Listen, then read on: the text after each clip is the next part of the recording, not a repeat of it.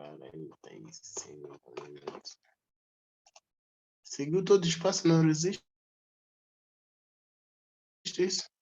45 credores sociacionistas. Permitidos. Ok, se tem outros credores, tem que haver outros devedores. Outros credores. Pessoal, fornecimento, adiantamento. Acho que não está completo, viu?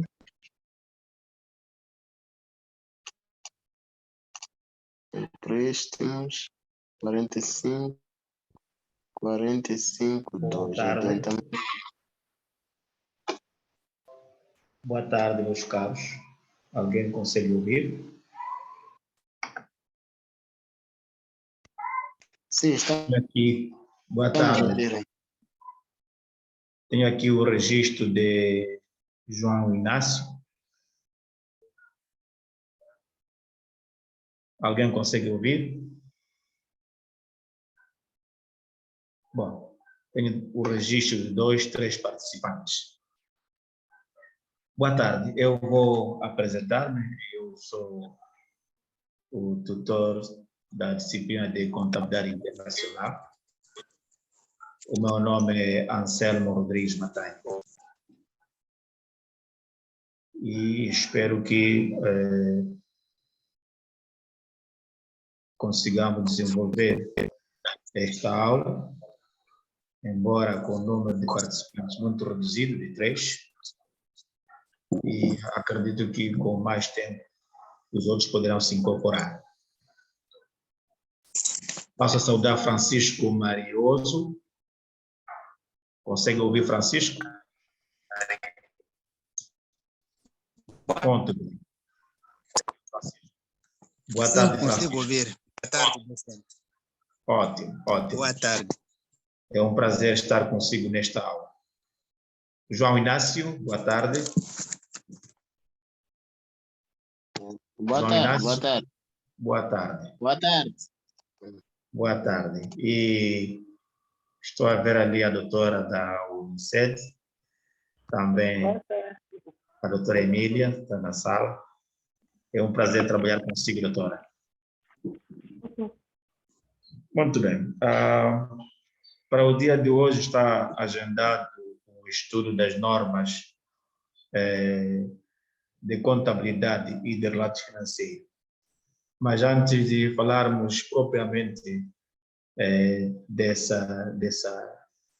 tema, gostaria de recuarmos um bocadinho mais, também faz parte do nosso programa de estudos, falarmos da harmonização e da normalização. Seria bom, e não seria muito bom, não focarmos este tema tendo em conta do tratamento desta temática no nosso país. De forma geral, parece haver semelhança nestes nomes, harmonização e normalização.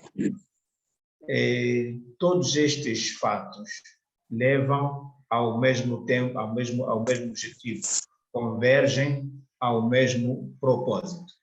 Portanto, a harmonização é um processo pelo qual são convergidas todas as práticas internacionais de contabilidade e são convergidas para as práticas comuns. Ou seja, a harmonização vejam como um processo de levar a que os procedimentos, levar a que os métodos estejam em harmonia com as práticas de outros países, né? Vejam desta forma para melhor compreender. Harmonização contabilística, que vem da palavra harmonizar. Agora, a normalização, né? Depois de feita a normalização consiste em criar métodos, criar práticas, ou seja, indiretamente ao assunto, criar normas que sejam, em primeiro lugar, aceites pelos fazedores, pelos praticantes da contabilidade, e, em segundo lugar, que sejam também praticadas sem que entre em conflito com as práticas individuais.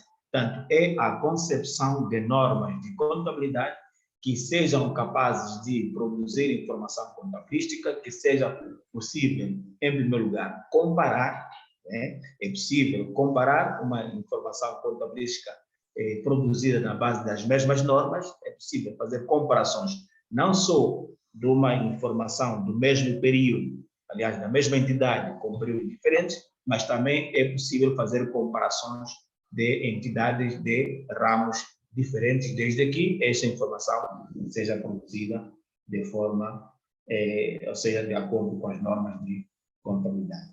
Então, este é um processo levado a cabo desde vários anos atrás, mas que teve referência a partir dos anos 2000. Portanto, há vários organismos internacionais, né, de profissionais e outros organismos não profissionais, que trabalharam bastante para que isso fosse possível. Dentre eles, destaca-se o mais antigo dos organismos, que é a Federação Internacional dos Contabilistas, que vai dizer em inglês, a sigla em inglês é IFAC, né? IFAC é International Federation of Accountants, né? Equivale a dizer Federação Internacional dos Contabilistas, IFAC. E, por coincidência e por sorte, né? E também por bem merecido que é, o nosso país está também representado nesse organismo internacional, através da Ordem dos Contabilistas e Auditores de Moçambique, a OCAM. Portanto, o OCAM é membro deste organismo internacional, que é a IFAC, que produziu, em grande medida, contribui também para a produção daquilo que hoje chamam-se normas internacionais de contabilidade, né? A palavra mais usada é NIRF, ou seja, Normas Internacionais de Relações Financeiras, que antes eram chamadas de International Accounting Standard, ou seja, IASB, né? Aliás, IAS, International Accounting Standard. Portanto, hoje foram produzidas normas mais atuais, mais abrangentes e que foram adotadas por vários países e levam o nome de NIRF, ou seja, a sua abreviatura NIRF, N-I-R-F, que significa Normas Internacionais de Relatos Financeiros.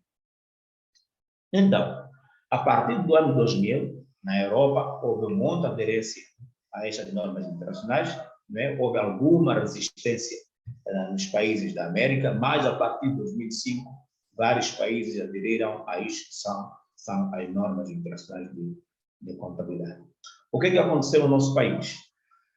O nosso país, desde vários anos, vinha, desculpe o termo, passe o termo, fazendo quase uma reprodução, que nós chamamos de copy-paste, daquilo que era a prática de Portugal. Se formos a ver, aquilo que é o Plano Geral de Contabilidade, que foi usado até em 2009, né, era quase uma reprodução do Plano Geral de Contabilidade de Portugal. Então, o que aconteceu até os anos 2000, 2003, começa a haver uma aproximação às normas internacionais de contabilidade. Foi quando o anterior plano de contabilidade foi abandonado, aquele cujo autor, para quem conhece, quem já viu, quem já lidou com essa matéria, cuja autora era Dalva Brito, aquele plano de contabilidade foi abandonado e, através do decreto 36/2006, 36/2006, de 25 de julho, foi aprovado este plano. Estão a ver? Isto vai corrigir trabalhos de campo e fiquei muito feliz quando vi alguns estudantes a citarem este instrumento, este plano, embora de outra maneira, né? Mas este aqui foi uma das aproximações, portanto, é o decreto 36/2006, de 25 de julho, foi uma aproximação àquilo que é as normas internacionais de contabilidade. Portanto, algumas contas que só eram, nós tínhamos o hábito de dizer, de chamar de contabilidade doméstica, aquela que apenas é produzida e interpretada dentro do país, né? Portanto, os planos anteriores eram bastante diferentes deste que foi aprovado pelo Decreto 36/2006. Então, o que aconteceu? Houve alguma harmonização dos planos anteriores com este e, assim, possibilitou uma aproximação àquilo que foi o plano que foi atualmente, aliás, que foi concebido e atualmente em uso. Portanto, o que aconteceu depois de 2006 em diante? Houve um esforço envolvendo os organismos de profissionais que há em Moçambique, envolvendo o Ministério da Economia e Finanças, atualmente o Ministério da Economia e Finanças, antes o Ministério da Economia, aliás, das Finanças, e então houve um trabalho que culminou com a adoção daquilo que nós chamamos hoje do plano de contabilidade, ou seja, plano de contabilidade baseado nas normas internacionais de contabilidade. Portanto, foi produzido o Sistema Nacional de Contabilidade para o Setor Empresarial, mas que é na base, né, que se encontra na base das normas internacionais de relatos financeiros. Portanto, foi possível, através do Decreto 70/2009, de 22 de dezembro, né, que foi produzido, então, o plano de contabilidade em vigor. Portanto, esse plano de contabilidade em vigor está dividido em duas partes. Uma parte é para o setor, ou seja, para pequenas empresas, e o outro é para médias e grandes empresas. É por isso que, neste plano geral de contabilidade, existem dois códigos de contas. Um código de conta para as pequenas empresas e um código de contas para as médias e grandes empresas. Então, vejam que as contas nelas apresentadas, os modelos que se apresentam neste plano de contas é em função das normas internacionais de contabilidade. Mas antes de falar tanto, eu queria fazer uma pequena pausa para ver se há alguma questão com estas primeiras intervenções. Bom, quem quiser tomar a palavra poderá fazê-lo, só levantar a mão, né? E é só pedir a palavra e poderei cortar a minha intervenção para poder, então, partilhar com quem quiser dizer alguma coisa. Muito bem. Parece que não há interesse em alguma participação. Então, o que acontece depois de 2009? A partir de 2010, entra em vigor o novo plano de contas, tanto aquele que foi aprovado pelo Decreto 70/2009, de 22 de dezembro. Este plano de conta é em função das normas de contabilidade, as normas internacionais de contabilidade. São várias, né? Portugal, por exemplo, adotou uma média de 20, 30, 34, 37 normas por ali. Moçambique, do todo o leque de normas, ele incorporou no seu sistema de contabilidade para o setor empresarial 28 normas de contabilidade. O que acontece? Algumas normas podem mudar de numeração, né? Mas o seu conteúdo, a sua aplicação é completamente igual. É por isso que chamam-se normas internacionais, porque elas são, trazem elementos de cumprimento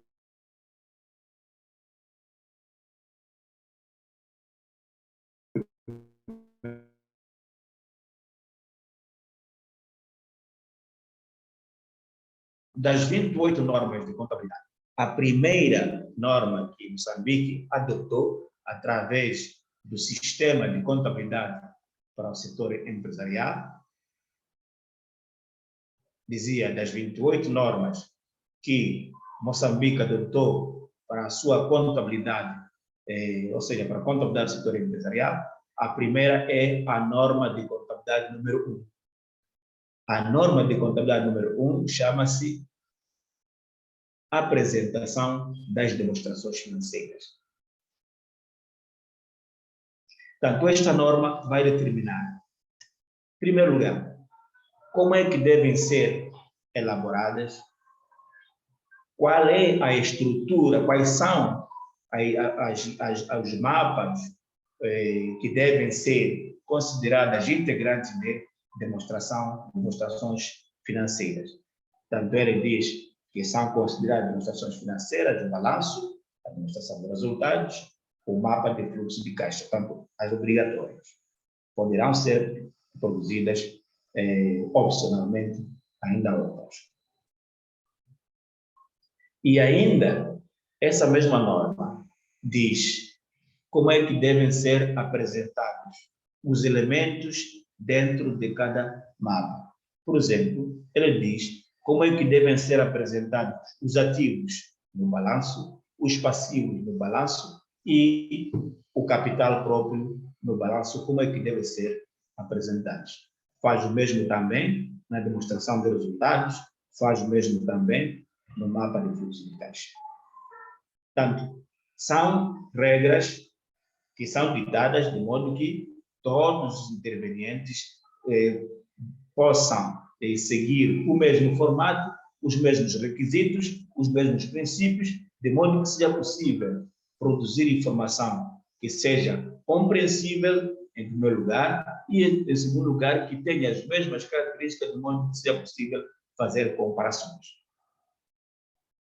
Depois adotou também a norma de contabilidade de relato financeiro número 2.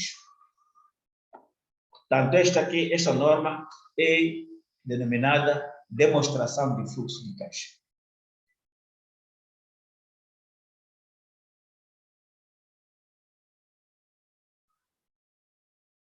Então, esta norma diz quais são os requisitos que devem ser observados, né, para elaborar o mapa do fluxo de caixa.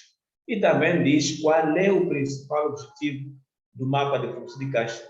E ele diz que o mapa de fluxo de caixa deve informar com clareza qual é a capacidade da entidade em gerar caixa ou então equivalentes de caixa.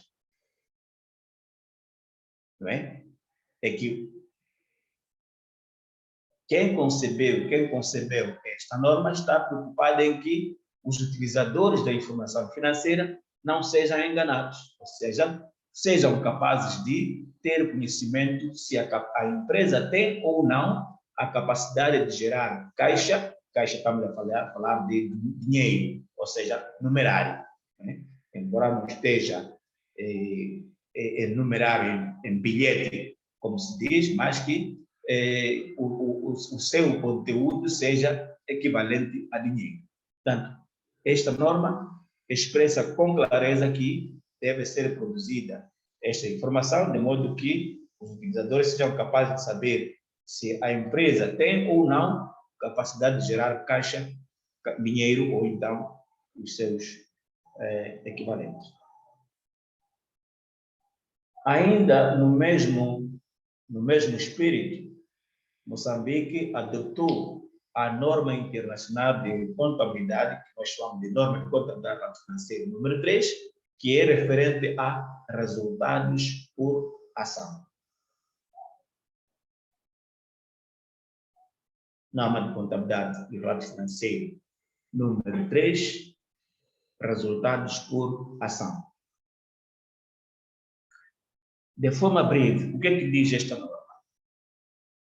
Esta norma traz elementos, ou seja, as bases sobre as quais devem ser calculadas e apresentadas informações que têm a ver com o resultado de cada ação. Entre outros elementos, ele diz que a determinação do resultado por ação deve ter em conta uma fórmula, que é os resultados distribuídos aos detentores de ações, né, aquilo que cada acionista recebe, ou seja, o resultado global, dividido pelo o número, ou seja, a média do número de ações, né? Ou seja, o resultado que é atribuído aos acionistas deve ser dividido por número de ações, né? Para o resultado ser, então, ou seja, o que vem como resultado, como o resultado do cálculo, será, então, aquilo que é o resultado por cada ação, né? Por exemplo, se foram, vamos supor que foram divididos 2 milhões, né? Foram divididos 2 milhões de meticais, mas que o número de ações é de 1 milhão. Portanto, 2 milhões dividido por 1 milhão, isso quanto é que dá? Dá 2, não é? Significa que cada ação foi rendendo 2 meticais. Então, é basicamente isto o que traz esta norma. Portanto, esta norma diz os princípios a partir dos quais devem ser calculados e apresentados os resultados de ações. Adotou também o nosso país e incorporou no seu sistema de contabilidade para o setor empresarial a norma de contabilidade de relato financeiro número 4. É referente a políticas contabilísticas, alterações nas estimativas contabilísticas e erros. De forma mais resumida, esta norma diz como é que devem ser tratadas aquilo que são políticas contabilísticas, havendo alterações nas estimativas contabilísticas, como é que devem ser tratadas, como é que devem ser apresentadas nas noções financeiras e, havendo erros também, como é que devem ser apresentados. Adotou também a norma de contabilidade e relato financeiro número 5. Eu vejo que o Francisco Marioso está a escrever. Se eu estiver a ser muito rápido, é só avisar-me, não é? Eu vejo que está a tomar nota. Isso é muito bom. É muito bom. Muito bem. Queria dizer uma coisa? Muito bem. Adotou também, dizia, a norma de contabilidade e relato financeiro número 5, acontecimentos após a data do balanço. O que são acontecimentos após a data do balanço? Para nós percebermos bem o que é isto. O que é um acontecimento após a data do balanço? É assim. O balanço é elaborado com referência a uma determinada data, não é? O que pode acontecer? É que, por exemplo, o balanço pode apresentar um valor, um saldo de contas a receber. Vamos supor que tinha no balanço contas a receber no valor de 200 mil, mas que depois da data do balanço, esta informação mudou. Seja porque a empresa cobrou parte dos 200 mil, né? Ou seja, vamos supor que cobrou 100 mil e ficam os outros 100 mil, aí alterou. Seja porque houve alguma declaração de incobrabilidade da dívida, também altera a situação. Portanto, estes são os chamados acontecimentos após a data do balanço. Portanto, esta norma diz como é que devem ser tratados, né? Como é que devem ser contabilizadas situações desta natureza.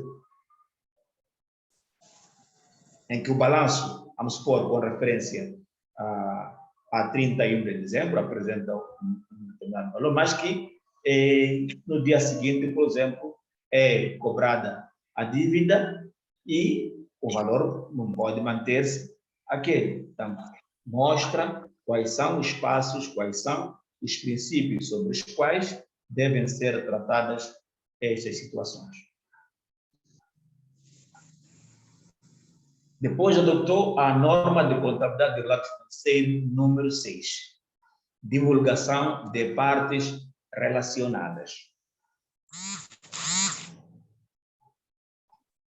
O que significa partes relacionadas? Normalmente, algumas empresas, elas trabalham, mas que estão associadas a outras. É o caso de grupos. Então, pode haver transações ocorridas numa outra entidade, mas que pertence ao mesmo grupo, mas que afeta as demonstrações financeiras, afeta a informação financeira daquela entidade que se encontra dentro do grupo. Esta norma traz mecanismos de contabilidade, né? Aliás, ela, em primeiro lugar, ela obriga que estas situações devem ser divulgadas, porque elas, direto ou indiretamente, poderão afetar. E também traz mecanismos, princípios dos quais devem ser contabilizadas situações desta natureza.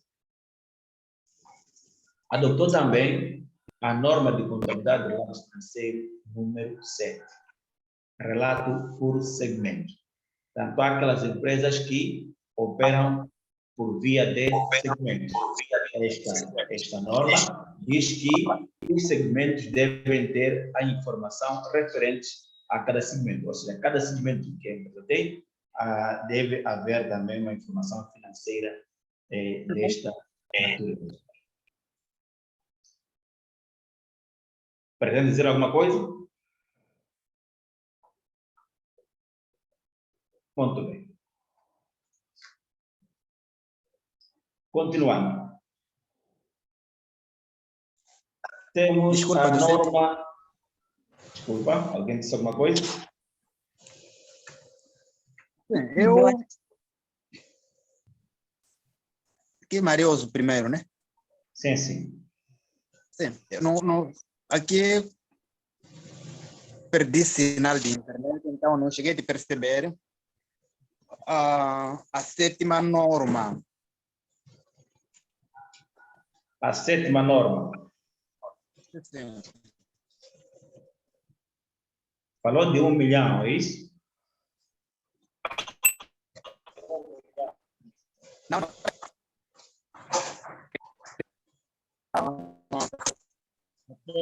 Aquelas normas definidas aqui. A sétima norma, não consegui perceber a sua descrição. A norma número 7 Sim, a norma número 7. é que está misturando os assuntos. Primeiro falou de 1 milhão. Não fui eu. Ah, tá bom, tá bom. A norma número 7 é relato por segmento. Obrigado.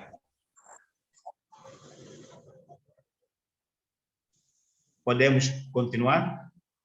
Podemos. Obrigado. Podemos continuar? Muito bem. Depois temos o relato intercalado, que é a norma de contabilidade número 8. Relato financeiro intercalado. Esta norma determina quando há necessidade de fazer um relato, uma informação financeira intercalar, né? Ou seja, quando há necessidade de produzir demonstrações financeiras intercalares, né? Esta norma diz quais são os princípios, quais são as balizas, quais são as bases, quais são as regras que devem ser observadas para a elaboração de informação financeira intercalar. Depois temos a norma de contabilidade de relato financeiro número 9. Inventários.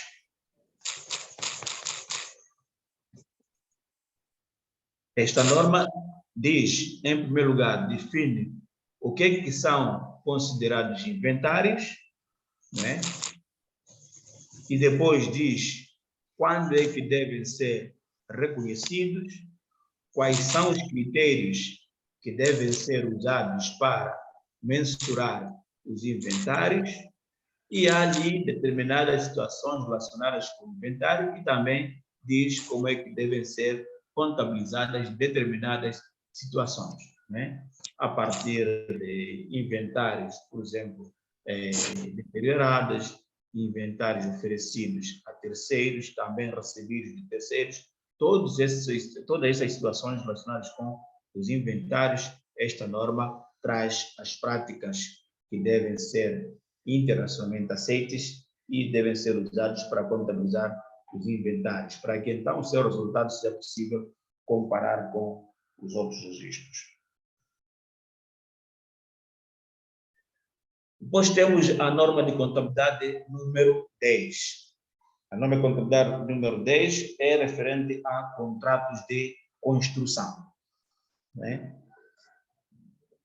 Dentro destas construções, podemos encontrar aquelas que estão em curso, aquelas que estão ainda por iniciar, tudo isto está acautelado nestes contratos de construções. Depois temos a norma de contabilidade lápis financeiro número 11, agricultura e ativos biológicos. Portanto, é uma inovação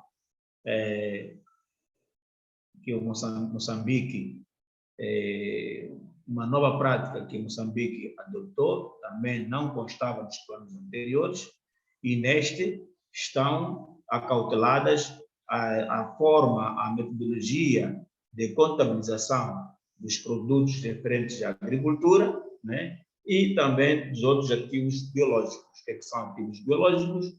São plantas e animais, né?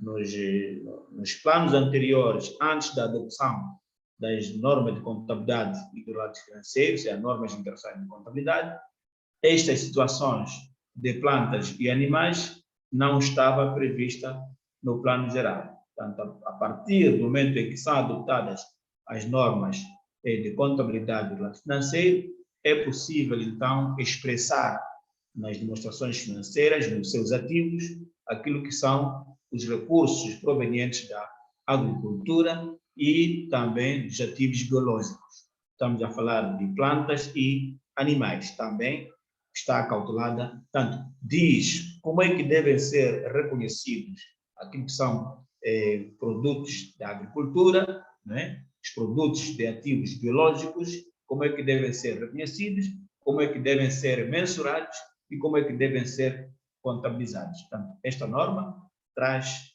essas soluções que antes não era possível contabilizar.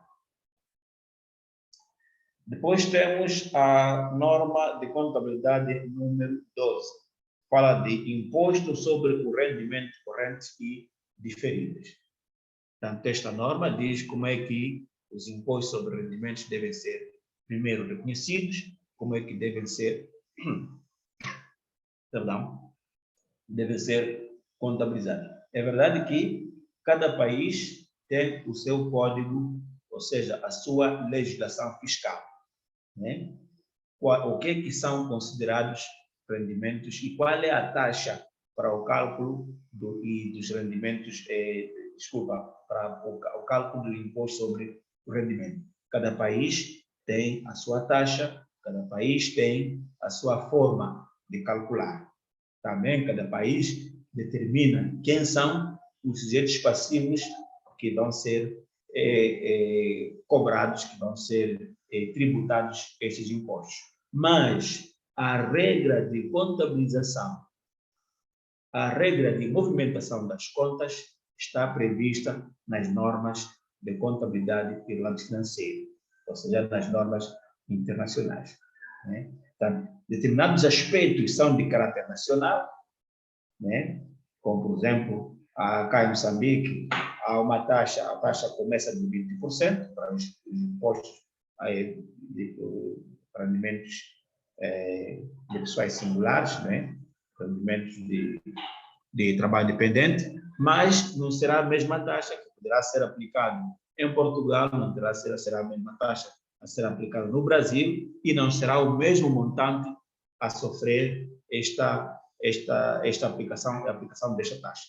Portanto, independentemente das práticas de cada país, não é? A forma de contabilização, a forma de reconhecimento de contabilização, regra de movimentação dessas contas, deverão obedecer a estas normas. Depois temos a norma de contabilidade e relato financeiro número 13, ativos tangíveis.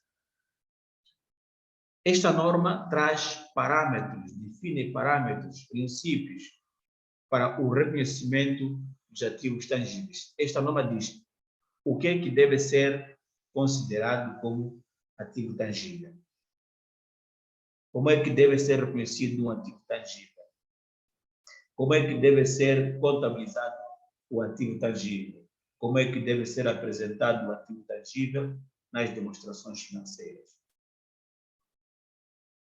A questão da amortização dos ativos tangíveis, lembra, né, quando se calcula a depreciação, né? Tudo isto é acautelado por esta norma. É por isso que os utilizadores das normas internacionais de contabilidade deverão, incluindo Moçambique, deverão estritamente obedecer a esta norma, de modo que seja possível produzir informação financeira que permita ser comparável com a informação produzida nos outros países. O tempo está a escassear, nós vamos até 18 horas, temos ainda até 28, até norma 28, e estamos agora na metade. Depois temos a norma de contabilidade e relato financeiro número 14, ativos intangíveis. Esse é que você está a notar e agora parou, só está a reparar, parece que não compreendeu. Norma de contabilidade e relato financeiro número 14, ativos intangíveis. Percebeu, não é? Ok, muito bem.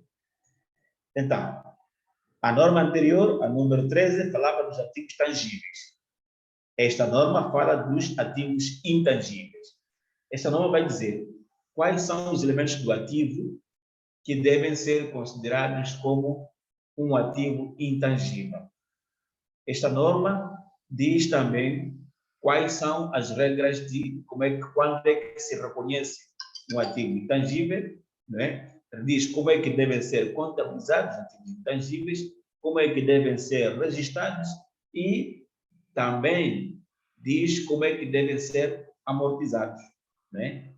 Aquele processo de levar a gasto parte do valor do ativo intangível, né? E ainda diz que estes ativos só podem ser contabilizados pelo método direto, ou seja, aquele método sobre o qual o valor do ativo vai diminuindo até chegar ao valor zero, né?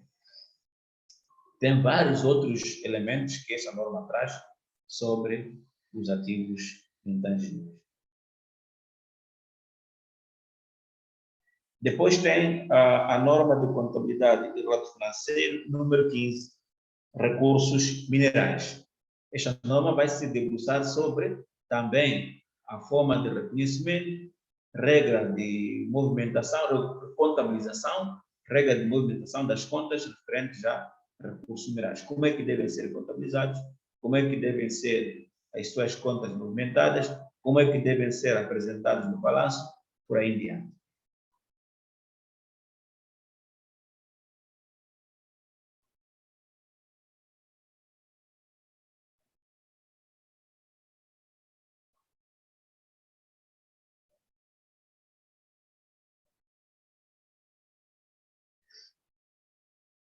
Podemos continuar? Depois temos a norma de contabilidade e relato financeiro número 16, ativos tangíveis de investimento.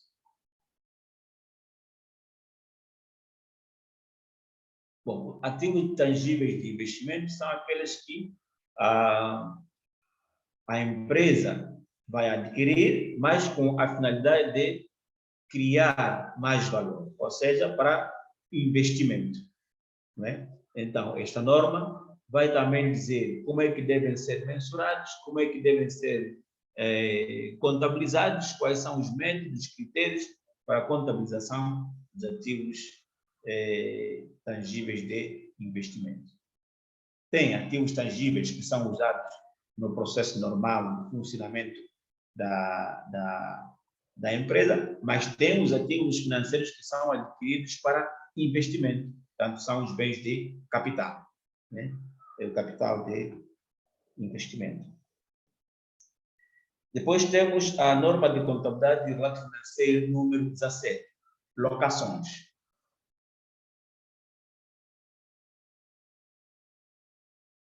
Portanto, esta norma vai dizer quais são os tipos de locações que devem ser considerados como tal, né? Como é que as locações, estamos a falar de locações financeiras, locações operacionais, devem ser contabilizadas e como é que devem ser amortizados os ativos na condição de locação. Portanto, há ali alguma amortização, né? O caso mais comum que mais conhecemos, né, dentro das locações é o leasing. Tem o leaseback, né, e outros tipos de leasing. Portanto, leasing financeiro, nós conhecemos aqui que é o mais usado no nosso país, né? Portanto, é uma espécie de uma locação, né? Nesse caso, locação financeira. Então, esta norma vai dizer como é que devem ser reconhecidas as locações, como é que devem ser contabilizadas as locações, como é que devem ser amortizadas as rendas destes ativos em situação de locação e como é que deve ser tratado no final da locação, como é que deve ser tratados os ativos em situação de locação. Portanto, esta norma traz todos esses elementos, né? A sua contabilização, e ali ainda recomenda que os ativos nestas situações devem ser contabilizados não sobre a sua substância, mas sobre a sua forma, né? E entre outros elementos que ele traz.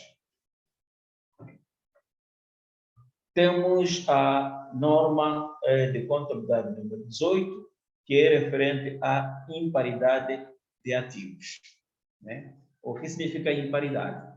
Imparidade significa desfazamento, né, do valor dos ativos. Como é que deve ser reconhecida a imparidade? Quando é que devemos saber que estamos perante uma imparidade de um determinado ativo, né? Esta norma traz as respostas dessas perguntas que eu estou aqui a fazer. Como é que deve ser contabilizada a imparidade? Como é que deve ser apresentado no final do exercício as imparidades dos ativos? Portanto, estas situações todas estão acauteladas por força da norma de contabilidade financeira número 18. E a norma de contabilidade financeira número 19 fala dos benefícios desempregados, né?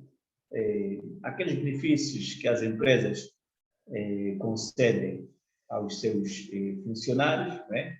Um dos benefícios é benefício depois do emprego, que é a reforma, né? Ainda dentro do emprego está a assistência medicamentosa e outro tipo de benefício. Então, esta norma também reconhece que existe este tipo de prática e traz, então, aqui algumas metodologias para reconhecimento, para contabilização e para a apresentação nas demonstrações financeiras.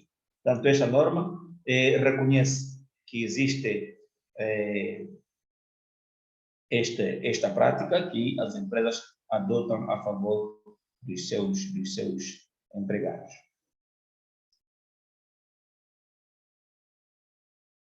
Depois temos a norma de contabilidade de relato financeiro número 20, investimentos em subsidiárias, associadas e empreendimentos conjuntos. O que é isso? Alguém tem uma ideia do que é isso? Investimentos em subsidiárias, associadas e empreendimentos conjuntos.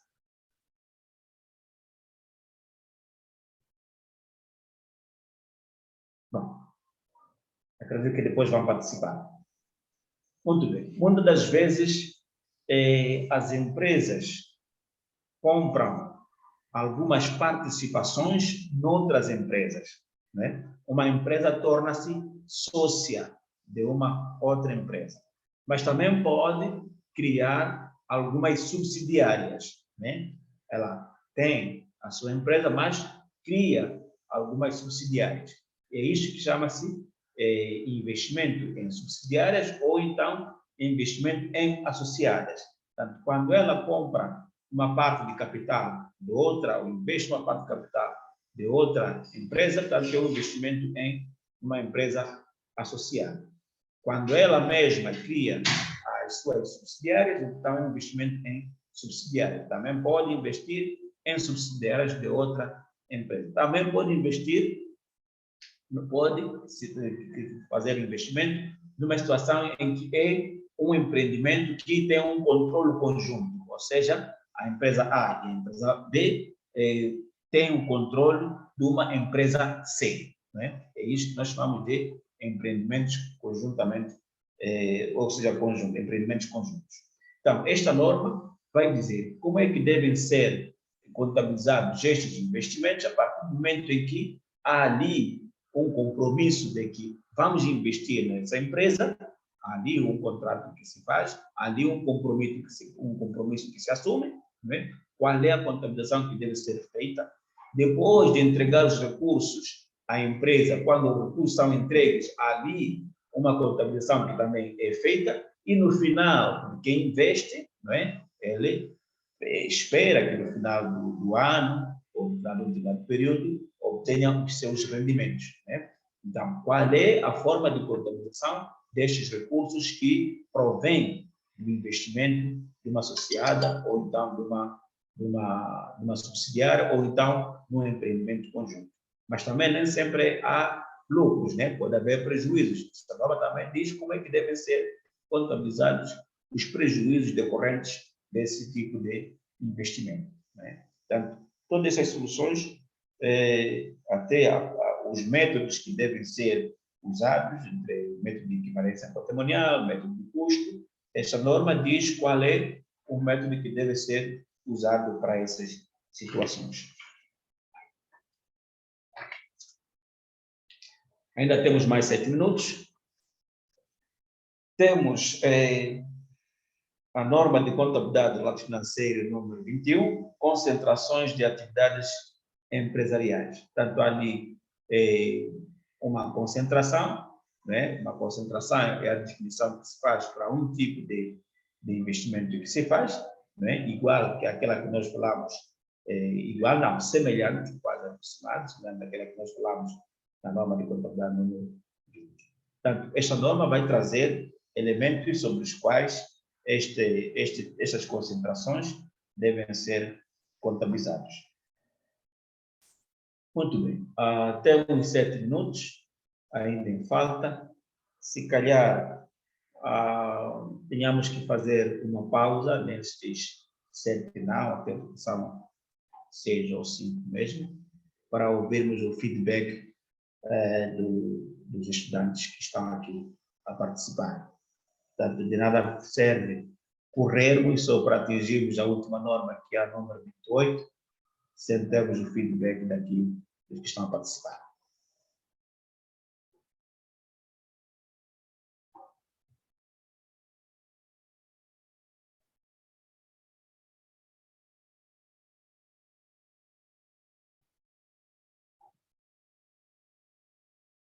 Alguém quer tomar a palavra?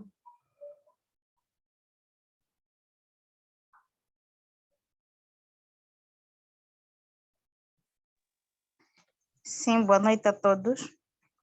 Boa noite.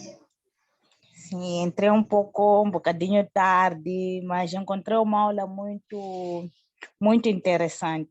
E gostaria só de ter um pouco mais de detalhe. Tem uma norma, acho que foi norma 11, se a memória não me falha, que fala muito mais de imparidade. Gostaria que o docente deixasse um pouco mais de detalhe de quê? Sobre como é que é sobre a norma que fala das imparidades, porque eu tenho tido muitas confusões quando se fala das imparidades, porque, bom, talvez docente se deixar alguma outra explicação, como cheguei tarde, depois direi mais outra explicação. Ou seja, uma outra dúvida. Mas qual é a ideia, qual é o conhecimento que tem sobre as imparidades? Docente? Qual é o conhecimento que tem sobre as imparidades? Sim, Agora na quero parte ver das aqui. normas, sim, não estou muito avançada, mas eu tenho me deparado muito com assuntos de perda por imparidade na parte, por exemplo, dos clientes. Dos clientes. Exato. Então, como ainda não estou muito direita na parte das normas, eu gostaria de estar mais mergulhada, porque o tratamento, como é que tenho dado o tratamento, mas não tendo muito conhecimento das normas de contabilidade internacional. Ok. Tá bom. Olha, nestes 4 minutos que faltam, seria tempo bastante insuficiente para nós abordarmos esta questão das imparidades, né? Para falarmos da norma completa, de modo a esclarecermos por completo a sua dúvida, né? Agora, o que eu posso fazer é recomendar, por enquanto, né? Agora, só para não me deixar assim na dúvida, trata-se de imparidade quando o valor de um determinado ativo, ainda bem que deu exemplo das contas a receber clientes, não é? Há várias situações em que podem provocar que o valor do ativo num determinado momento não seja igual àquilo que ele efetivamente vale, portanto, criando uma imparidade. Então, esta norma, para cada situação, como eu disse, que há determinadas situações, há circunstâncias, cada caso é tratado de acordo com a sua especificação, e esta norma vai trazer soluções de como devem ser tratados, traz orientações, traz princípios que devem ser usados para tratar cada uma dessas situações. Em todo caso, ainda me restam 2 minutos, eu lhe recomendo que leia o Sistema de Contabilidade para o Setor Empresarial em Moçambique, aprovado pelo Decreto 70/2009. Portanto, vai ter ali a informação completa sobre esta norma. Está bem, É docente. um livro que é muito fácil de adquirir. Acredito que até mesmo... de onde é que fala? Nampula. Nampula. É naquela porta. Nampula. Acredito que é Nampula, aqui nas livrarias pode encontrar, nas bibliotecas também, mesmo na biblioteca, se calhar tem ali uma municipal. É um livro cujo custo é mesmo bastante acessível. Então, mas também pode baixar, né? Baixe o Decreto 70/2009, de 22 de dezembro, vai encontrar lá também tudo que está referente às normas. Aliás, a norma de contabilidade do lado financeiro número 11. Em todo caso, nós voltaremos a falar no dia 12. Portanto, vamos completar as normas que faltam e ainda voltamos a fazer uma revisão especificamente desta norma. Tá bom, meus caros? Docente, desculpe. Sim. É que essa norma é este livro aí? Muito bem, exatamente. Eu sabia que vocês tinham. É exatamente esse. Né? Veja lá se é o Decreto 70/2009. De 22 de dezembro. Muito bem. Agora vai para a página 55. Na página 55, você vai encontrar tudo que é referente à norma de contabilidade do lado financeiro número 11. Página 55. Sim. Já não temos mais tempo, são 18 horas. Fica a fazer esse exercício. Para todos também, então, deixe como TPC, para continuar na próxima aula. Nós paramos na norma de contabilidade número 22, não é? É isso? Exato. Sim. Então, vamos continuar A próxima aula, no 21. dia 12, temos mais uma aula e vamos continuar e ainda falaremos mais sobre a norma de controle financeiro número 11 para esclarecer com clara a sua dúvida. E depois de ter lido, para sabermos, para ter algum elemento de participação. Tá bom? Tá certo. Tá bom. Pronto, são 18 horas e 1 minuto. Para a foto da Desculpa. capa do... Estava a dizer, colega João, peço para me mandar a capa do livro. Pode mostrar de novo, João? Sim? Pode mostrar de novo? Para mandar a capa do livro.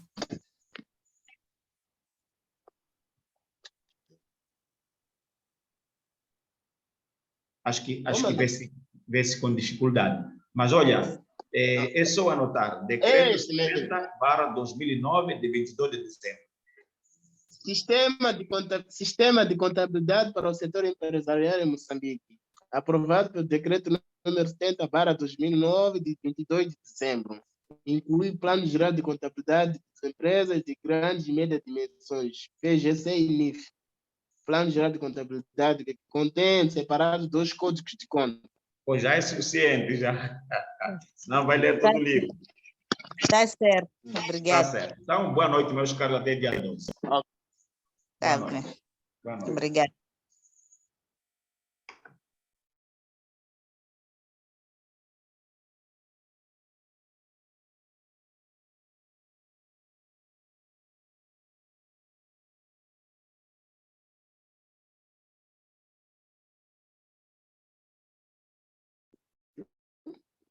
Alô, Sara? Pausa.